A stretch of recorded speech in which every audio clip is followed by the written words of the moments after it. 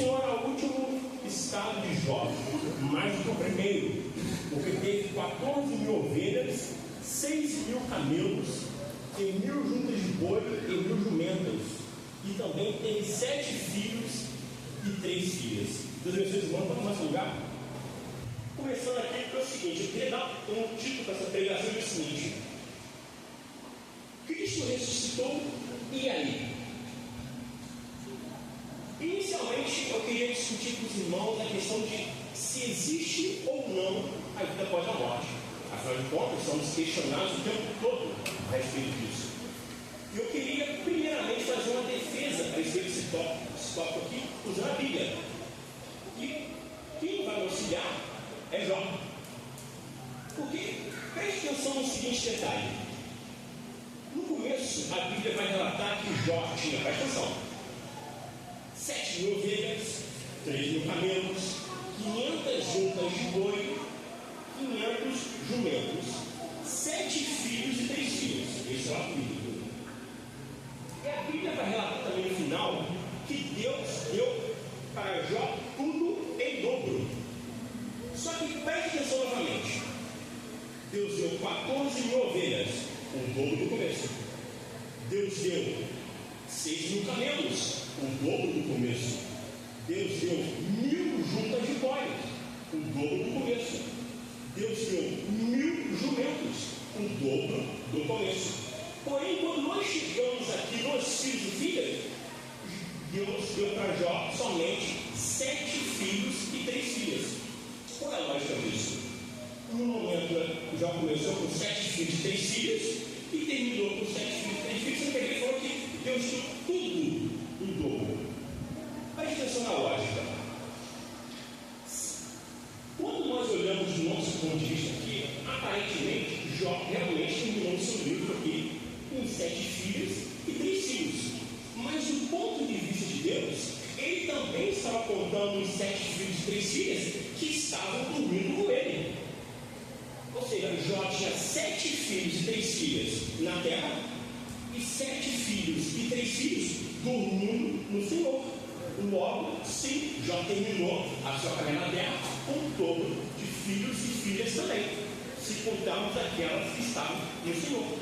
Ou seja, se Deus enxerga que quem está com ele não está morto e conta também, nós podemos concluir a partir da Bíblia que existe vida após a morte e que nossa pregação aqui não é em vão.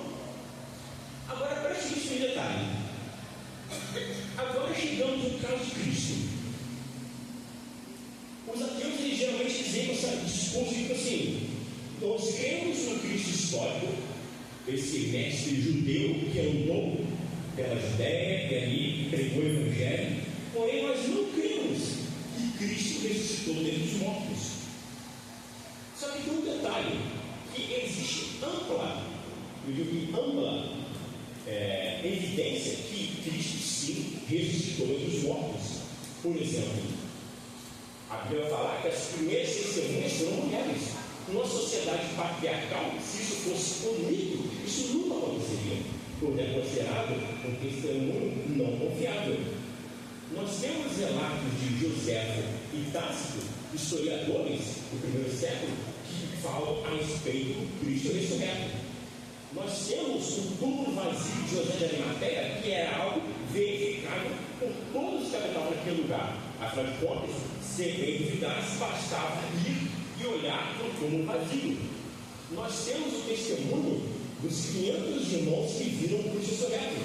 Nós temos a mudança radical dos discípulos, que estavam com medo, temorosos, tendo negou a Jesus, e a partir do momento que eles viram Cristo ressurreto, até mesmo os céticos, eles se tornaram hábitos pregadores da palavra, se tornaram hábitos líderes do povo de Deus.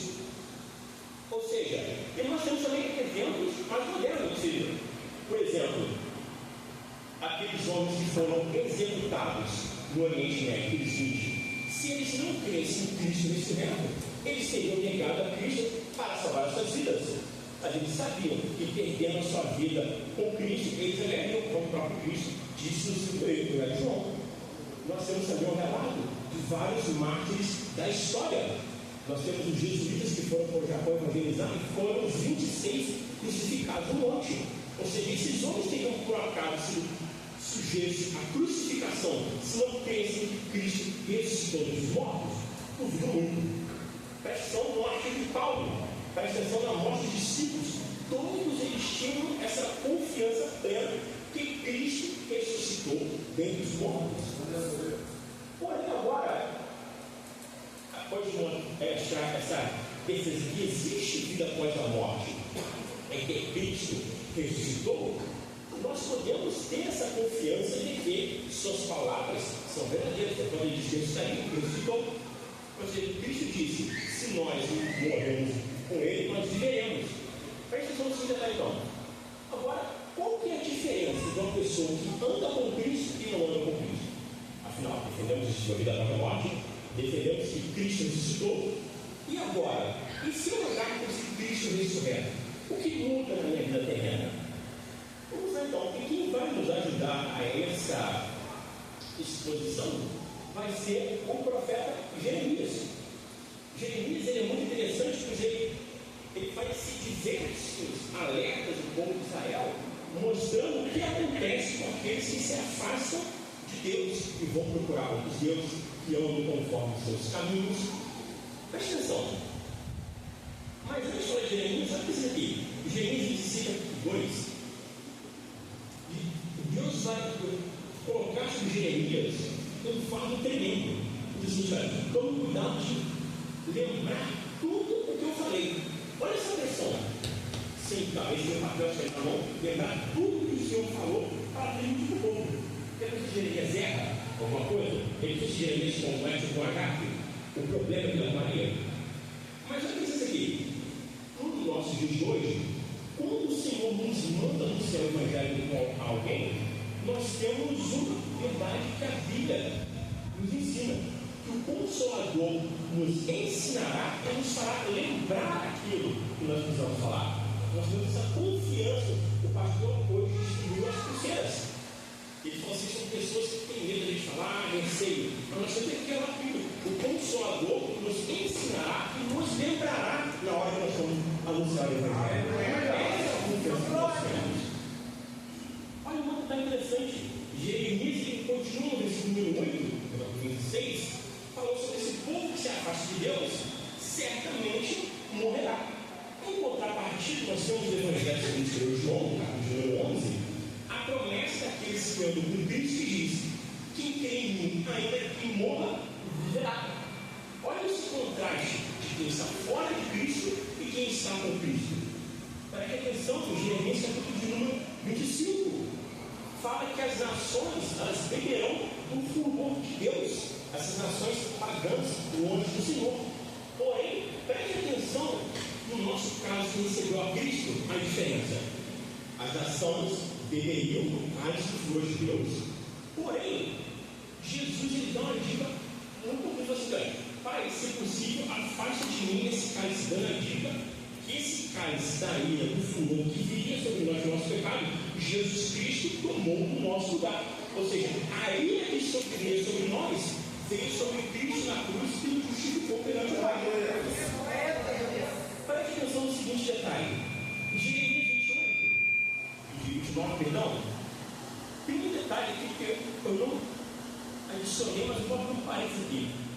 Ele vai falar para o povo uma coisa muito interessante. Ele fala assim: olha, vocês estão longe da terra, mas lembre-se de orar pela paz da cidade que vocês habitam. Isso é curioso, porque nós sempre oramos: Deus nos proteja, Deus nos guarde. Porém, se nós oramos em Valença e oramos por paz em Valença, indiretamente nós teremos paz também. Jesus protegeu esse bairro do crime. Se nós oramos esse bairro, indiretamente estaremos sendo também protegidos do crime. Ou seja, é importante nós orarmos também para a nossa vida, porque só parece que eu abri. Continuando, olha só o detalhe de uma nação e de um povo que se afastou de Deus. Jeremias 21, capítulo 3, versículo 10. Nabucodonosor, ele tinha a mania de queimar as pessoas vivas, os cativos. Tanto é que ele tentou fazer isso com essa década de dinheiro. Só que olha que curioso: As pessoas que se afastam de Deus estão sujeitas a serem entregues e queimar no fogo. Porém, nós temos o exemplo de Sadraque, Mesaque e Abednego, que andavam com Deus, que mesmo sendo lançados no fogo, não foram queimados, não foram consumidos. Então, nós temos novamente esse contraste de quem anda com Deus até e quem anda sem Deus. Nós vamos seguir. Jeremias 22, capítulo 6. E aqui também é muito interessante para você. As pessoas falam sobre as pessoas que estão longe de Deus, os desejos que são gerados dessas pessoas. Preste atenção. Existe um cara que até morreu de câncer no pâncreas, o nome era Michael Heisen. Ele escreveu um livro em que ele tentava resgatar essa sobrenatural da Bíblia. Chubar o pai, se cair, não, quem era? Olha esse texto aqui, ele diz, claramente, você pode parar com o pensamento, a presença de Deus sempre está associada a lugares irrigados. Pode reparar, o jardim do Éden irrigado, nós vemos o profeta, vai falar sobre o tempo que se inunda. E como nós vemos aqui esse povo que fala sobre desertos gerados, nós automaticamente, nós temos também, se Deus pensa em mais habitar em lugares irrigados, automaticamente, se alguém tem um deserto dentro de si, Deus não habita nessa pessoa. Por que isso aqui é interessante? Na Bíblia, em João capítulo 4, vai falar sobre Jesus possuído e vai falar sobre esse episódio que fala, interessado, enfim. E ele continua falando sobre essa possibilidade de jorrar essa fonte de água viva em nós. A gente pensa um pouco, beleza? Se Jesus falou sobre jorrar água viva em nós podemos automaticamente assumir que existe essa espécie de irrigação na gente. Por que seria necessário que nós habitássemos essa fonte de água viva, essa manancial, em contrapartida aos desertos? O que aconteceria? Eu te digo por quê. Lembra quando Jesus Cristo disse que ele iria enviar o Consolador? O Espírito Santo é Deus. E como a Bíblia é coerente, Deus ele habita em lugares irrigados. Logo, é coerente dizer que já que o Espírito Santo habitaria em nós, seria necessário que nós fôssemos irrigados por essa água da vida que Jesus Cristo prometeu. Ou seja, a partir do momento que nós recebemos a Cristo e que essa água começa a brotar em nós, nós podemos ter essa certeza que o Espírito Santo virá habitar em nós. Nós temos essa imagem muito clara na Bíblia Sagrada. Mas vamos continuar. Versículo 7 de Jeremias 22 vai falar sobre os seus servos lançando fogo. Servos eram aqui, era essa imagem de valor, ou seja, vocês plantaram um valor. Porém, preste atenção, os servos lançando fogo é a promessa do povo que não será com Deus. Ou seja, o que vocês plantarem será lançado no fogo. Mas fica alerta também, porque a Bíblia nos alerta que aquilo que nós plantamos através de nossas obras também será lançado no fogo como prova. Afinal de contas, o que nós temos plantado, quando lançado no fogo, o que sobra? O que sai do outro lado? Fica esse questionamento. Vai pensar no versículo 10. Olha o contraste. A pessoa que não está com Deus vai falar aqui, ó, não verão a sua terra, de onde são e de onde pertencem. Em contrapartida, aqueles que em Cristo receberam a Cristo, nós podemos dizer em Filipenses capítulo 3, versículo 20, que a nossa pátria é o céu. Nós podemos dizer em Hebreus capítulo 11, versículo 3, que nós aqui na terra somos somente peregrinos. Ou seja, se enquanto as pessoas que não têm a Cristo não verão a sua terra, nós que morremos com Cristo e ressuscitaremos, com certeza absoluta, veremos a nossa pátria, que é o céu. Segundo, no versículo 20, faz assim, olha, vocês ainda que estão afastados do Senhor, vocês ainda serão privados de filhos e não prosperarão. Em contrapartida, vocês que estão com Cristo têm a promessa que está aqui no Salmo 128. Seus filhos serão como rebento da oliveira ao redor da sua mesa, e tudo que você fizer irá bem. Ou seja, nós continuamos nesse contraste. Se nós decidimos afastar de Deus ou nos aproximarmos. Jeremias, capítulo de número 23, versículo 12, mas o seguinte: olha, vocês vão caminhar muito escuro e ainda será escorregadio. Porém, o Salmo número 1 é o seguinte: os nossos quadros, nós estamos plantados de maneira firme, e ainda o salmista vai fazer o seguinte: o Senhor firma os passos do homem bom. Ou seja, enquanto as pessoas que estão longe de Deus, elas vão caminhar no escuro, correndo o risco de escorregar, os nossos passos com Cristo serão firmados e seremos plantados firmes, conforme o Senhor falou. No versículo número 15, vai dizer também: aquela nação, aquele povo que se afastou de Deus, beberá água amarga. Porém, nós que estamos com Cristo, temos a promessa também. Salmo 28. Deus nos levará a águas tranquilas. Salmo número 36. Nós viveremos no ribeiro das suas delícias. Jeremias continua aqui agora falando, não vou entrar no tudo aqui agora, mas olha o versículo 19: longe de Deus nós temos tempestade penosa e que cai cruelmente. Porém, nós vemos nos evangelhos que quando nós estamos com Cristo, mesmo no fundo dessa tempestade, conforme relata Marcos número 8, Cristo, ele acalma essa tempestade. Isso é tão interessante porque, quando no Antigo Testamento, nós temos essa visão, tipo assim, que o Senhor é o Senhor também das tempestades. Na Isaías, que fala em glória, essa visão da águia, do homem, do boi, todos na nuvem, representando os evangelhos que viriam posteriormente, anunciando que o Cristo é o Senhor da tempestade. Porém, agora nós fizemos essa análise: Cristo existiu após a morte, Cristo ressuscitou. Nós vemos as diferenças entre pessoas que optam por andar com esse Cristo ressurreto e pessoas que optam por abandonar esse Cristo ressurreto. Certo? Agora, vamos dar uma olhada aqui. Eu não estou caminhando aqui para falar também, não demorar muito.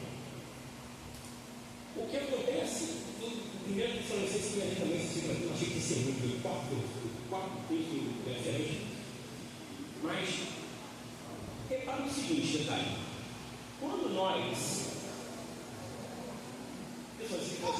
contraste, o Paulinho fala, se Cristo não nos foi dos mortos, tá lá. Em 1 Tessalonicenses, muda o contexto. Se Cristo se ressuscitou dos mortos, aí ele segue com a promessa de Deus. Preste atenção, gente, eu quero abrir com os irmãos nesse texto aqui, quem tiver a Bíblia aí, se quiser acompanhar, a gente vai começar a caminhar no final. Olha, vai dizer aqui, 1 Tessalonicenses, capítulo 4, versículo 14. Porque se cremos que Jesus morreu e ressuscitou, assim também aos que em Jesus dormem, Deus os tornará a trazer com eles. Ou seja, nós temos Paulo primeiro instigando o pessoal de Corinto a respeito das suas mortes, e agora está afirmando a Tessalonicenses: olha, vocês têm, olha só a promessa que é sobre vocês. Assim também aos que em Jesus dormem, Deus os tornará a trazer com ele. Só que aqui levanta um questionamento. Às vezes você está ouvindo essa palavra, você não tem. Cristo, muitas religiões pregam isso. Que existe após a morte, quantos pregam isso? Que andar com Cristo é uma escolha ótima, quantos pregam isso? Por que então eu escolheria o protestantismo em detrimento de outra religião que prega a mesma coisa? E eu vou te dar os 5 motivos que os nossos pais a reforma deram: a sola escritura, sola física, sola grátis, sola Cristo e sola da glória. Uma é uma por uma. Sola escritura. a Bíblia é o único manual de moral, de ética e de autoridade infalível para a sociedade. Não se engane, existem outras fontes de autoridade, mas infalível é somente a palavra de Deus. Só a fé que nossos pais de formação também fizeram, e foi somente pela fé. Ou seja, nós somos justificados perante Deus única e exclusivamente pela nossa fé em Jesus de Nazaré. Isso é ótimo, porque não importa se eu estou chegando na igreja hoje ou se eu estou aqui trabalhando há 50 anos. Porque se é a fé que me justifica, a partir do momento que eu recebo a Cristo, eu tenho pé de igualdade de todo mundo. Eu não estou pior e melhor que ninguém. É o que eu estou falando, só a graça. Olha só que isso aqui, às vezes nós temos essa dúvida assim, mas se eu receber a Cristo, como que eu caminharei, como que eu vou para o lugar, como que eu vou coisa? Irmão, se dependesse só da gente aqui, quase ninguém se depois. Nós estamos única e exclusivamente pela graça. Única e exclusivamente pela graça. Nós somos atacados no serviço, na escola, na faculdade, na academia, em tudo que é lugar. O negócio é tão sinistro. Esse dia aí eu fui no mercado, estava mexendo com aquele biscoito, isso é uma parada de boa, eu esqueci até o almoço que tinha comido naquele dia. Aí você fala assim, não, é sério. Em todo canto nós somos desafiados. Tá, minha mãe sabe essa história aqui. Eu estava voltando do McDonald's, 10 da meia-noite. Eu olhei assim e pensei, nossa, cachorro bonitinho, quando cheguei perto de uma ratazana. Eu falei, esse microfone aqui, chegou a estacar nisso. Então, o tempo todo nós temos essa noção. Exatamente. Agora, presta atenção nesse detalhe. Os pais de forma do falando o seguinte: nós somos só Cristo, somente o intermediador entre Deus e o homem. Não existe um meio termo. É Cristo que nos leva até Deus. Ninguém chega ao Pai por ele. E nós temos o último, que é só deu glória. Glória somente a Deus. Ninguém aqui vai dar glória a ninguém, porque glória é unicamente a Deus. Não se confundam. Honrar uma pessoa é uma coisa, dar glória é somente a Deus. Nós podemos honrar uma pessoa, mas glória nós reservamos a Deus. Isso aí é normal. E nesses últimos 5 minutos aqui, eu queria só compartilhar com os irmãos uma analogia sobre o que vem depois. Vimos que existe vida após a morte, vimos que Cristo ressuscitou, vimos as vantagens de estar com esse Cristo em vida, e lembrando que em nenhum momento nós temos vantagens como teremos uma Maserati, teremos um frete Leblon. Isso tem que ir para a parte não, de chegar lá, glória a Deus, bênção, pode me chamar para o churrasco que eu for, mas a promessa são essas aqui. Essa água da vida para nós, essa promessa eterna, essa questão de nós, morreu alguém, eu estrelinho, não, você vai ver, deixa eu legal, se a pessoa morreu em Cristo, ela está viva em Cristo. Viva em Cristo. Quando você partir também, você se reencontra com essa pessoa, é uma promessa. Verdade. Ou seja, agora o que vem depois? Eu vou fazer isso aqui de uma analogia que Lewis ele usou nas crônicas de Nárnia, que eu gosto muito. A nossa vida é tipo, aqui na Terra, tipo um trabalho apertado. E de repente, quando termina de ver que as coisas são muito maiores e muito melhores do que nós pensávamos. Nós vemos que no fim da nossa caminhada, essa promessa que acontece no capítulo número 21. Não fiz minhas palavras. Mas diz eu vi um novo céu na terra, porque a primeira terra passada, no mar já não existe. Eu vi essa cidade, eu vi voz, e o versículo é o seguinte: e Deus livrará os seus olhos toda lágrima, não haverá mais morte, então, nem clamor, nem dor, porque já se as coisas que são passadas. Ou seja, toda essa questão, mas Deus existe, por quê? Porque eu sou. Não, eu sou muito temporário. Você vai comparar os seus 200 anos de vida com a eternidade? Eu sempre digo o seguinte: com a eternidade, imagina que um passarinho vai na praia uma vez por ano e pega um grão de areia, ele leva para casa. Depois de um ano ele volta.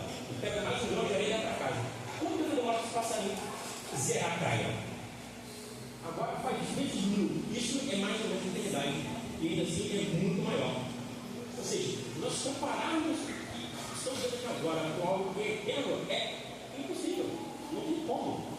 É um grão de areia num estádio menor. E eu vou encerrar aqui, faltam 5 minutos, com uma descrição rápida do que vem depois. E eu fiz essa descrição rápida, estava falando a Deus, assim, Senhor, por favor, deixa eu mostrar essa parte aqui. E Deus falou assim, escreva um poema. Eu escrevi esse poema, que relata mais ou menos o que vem depois. Olha só, a vida aqui é como um camarim apertado, real, necessária, mas ainda não é o cálculo. Ruídos confusos, roupas a serem ajustadas, cansaço acumulado, porém sempre sabendo que algo maior vai começar. A morte é a porta desse camarim que se abre. É caminhar com passos ecoantes no corredor. É vislumbrar com os olhos marejados e o coração agitado as cortinas da eternidade lentamente se levantarem. A vida prometida após a morte, ao lado de Cristo, é caminhar em passos infinitos. É estar em um pomar e cada fruto que é colhido mais delicioso e suculento que o anterior. É como um livro que a cada capítulo é melhor do que o anterior, e esse livro não tem última página. É como correr cada vez mais rápido, sem nunca cansar. É como contemplar uma paisagem que a cada instante vai ficando mais bela. É como abraçar 1000 estrelas e ouvir o cântico alegre de cada uma delas a sussurrar. Estar com Cristo é finalmente contemplar o leão que rugia, o leão que venceu a morte, o leão para que não caímos rugia, para garantir finalmente a nossa vida. O leão que rugia, ele rugia para anunciarmos a sua iminente vinda. O leão que estava lá, no sopro da vida, esse leão é o nosso Salvador, Jesus Cristo. Irmãos, aqui encerra minha palavra essa noite. Foi um pouco mais breve, mas foi isso que o Senhor colocou no meu coração. E eu rogo para que Deus continue falando com os irmãos durante o resto da semana. Pense com carinho no que foi falado aqui. Falei somente que o Senhor mandou, por isso que nós vamos parar por aqui. Então, Deus abençoe cada um dos irmãos, agradeço novamente a oportunidade, com muito honrado, muito grato, foi no coração, não faço muito demagogia nenhuma. E o pastor pastor, já conhece, é assim que recebe? Então, assim, às vezes nós recebemos uma honra, uma coisa, nós agimos com saúde, nós deixamos a nossa honra ser quebrada. Porém, Deus tratar a nossa honra segundo Davi, por um chifre, e honrar a Deus. Então, muito obrigado, foi no coração, todo presente, Deus abençoe os irmãos, Deus abençoe Jesus.